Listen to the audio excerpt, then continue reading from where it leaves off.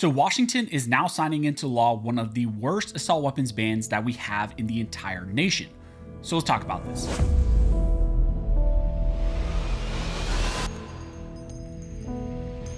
But real quick, before we jump into this video, I want to thank one of the sponsors of this channel, which is Kershaw Knives. Kershaw Knives has amazing knives.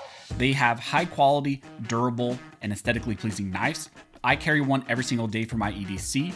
And recently they released a new line of knives, which is their 2023 line of knives that you can pick up. And right now, if you go to their website and you order through Kershaw Knives, you can get free shipping on orders of $100 or more, and also 20% off of your order if you use the code 20Scholar.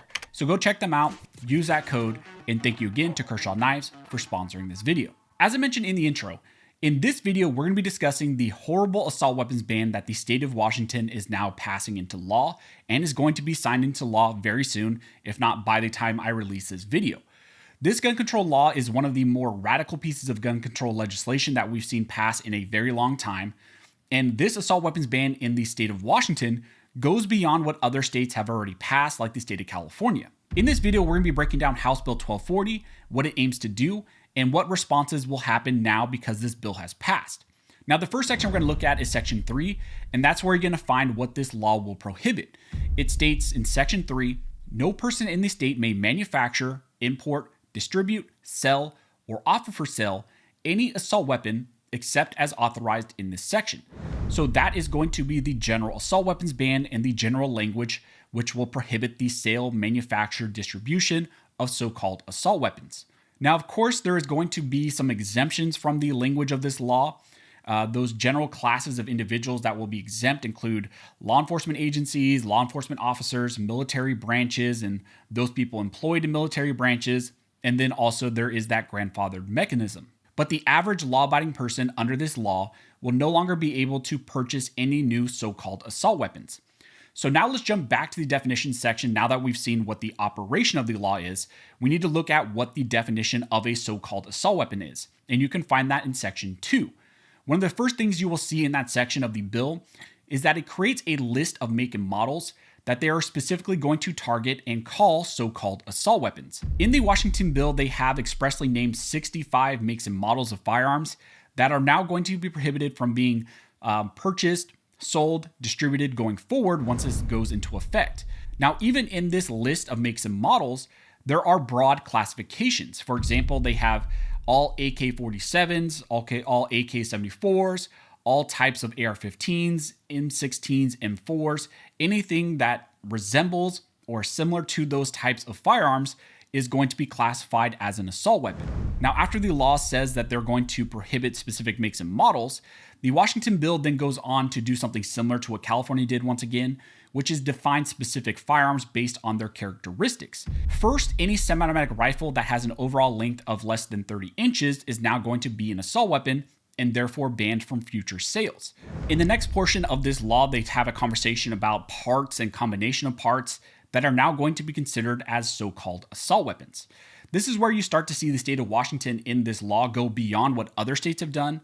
Under this language, even a combination of parts cannot be purchased, and your possession of these parts could be used against you to say that you are using them to convert a firearm into something that is a so-called assault weapon. In this section, it states a conversion kit, part, or combination of parts from which an assault weapon can be assembled or from which a firearm can be converted into an assault weapon if those parts are in the possession or under the control of the same person. So again, even parts, combination of parts, conversion kits on their own are defined as so-called assault weapons under this bill because the state says that you can then use those parts to modify a firearm. This is important because this bill bans the future sale of so-called assault weapons.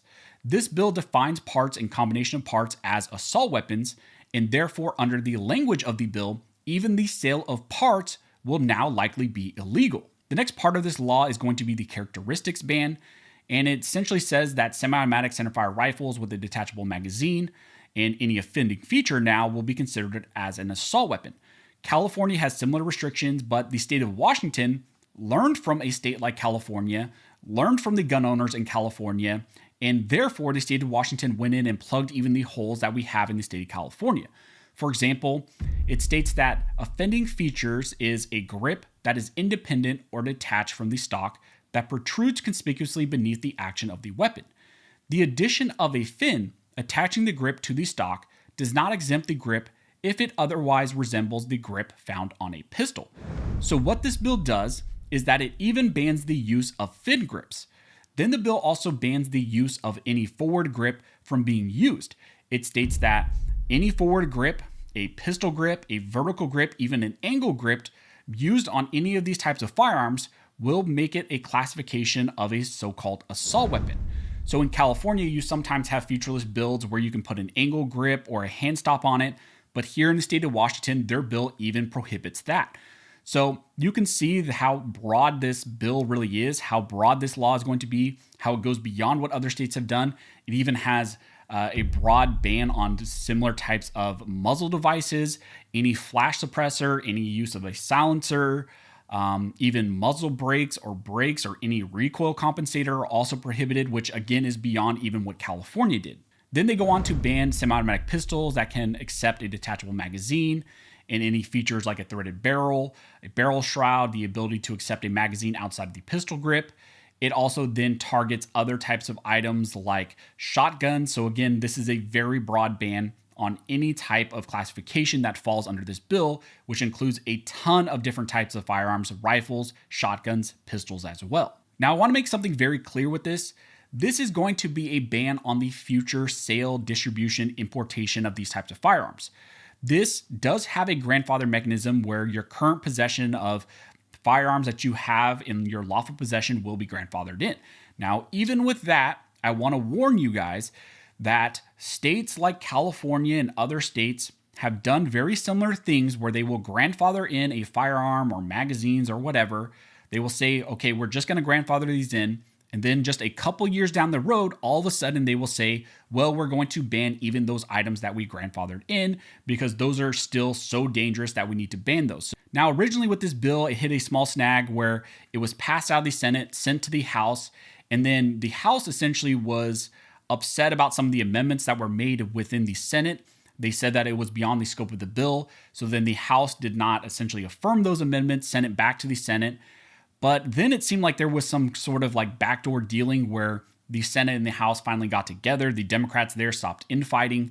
And then the Senate passed the law or the bill essentially once again through the Senate, went back to the House, and now the House has affirmed those amendments. Now, one of the really important things that changed within the original bill was the whole importation language, and there was an importation amendment where originally within the bill, some of the language on importation would make it so that if you had a grandfathered rifle, for example, and you took it out of the state of Washington and then tried to bring it back within the state of Washington, even though it was lawful for you to still possess, all of a sudden you would be committing a crime because you were importing a so-called assault weapon.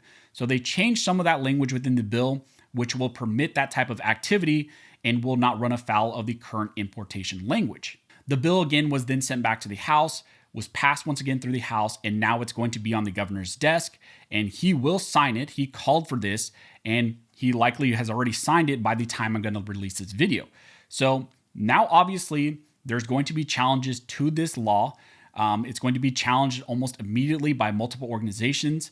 I've already had discussions with multiple large 2A organizations that are national organizations. They're going to be filing lawsuits against this law in the state of Washington. They are likely going to be seeking some sort of immediate emergency relief in the form of maybe an emergency TRO. The initial battle right now is going to be trying to get some sort of emergency relief to halt this immediately and then just kind of allow the litigation to proceed forward. But again, expect that those lawsuits are going to drop almost immediately, and then we will have to wait and see how the courts will handle this. There's likely going to be state lawsuits, multiple federal lawsuits, and so we're going to be keeping our eyes on that. I will update you guys as we get more information. If anything like a TRO does happen, I will let you all know. If you guys like this video and you would like to support the channel, one of the best ways to do that is to like, comment, and subscribe. All those things help to fuel the algorithm, and it signals to YouTube that you guys see value in these videos and in this type of 2A news. As always, I want to thank everybody who likes, comments, subscribes, who hits the notification bell, who shares these videos. You guys are directly impacting these videos, impacting this channel, and helping me to reach and educate more people than I could ever do on my own. So as always, thank you all for watching. Don't forget to like and subscribe. And never forget, this nation was built by armed scholars, and this nation will be maintained by armed scholars.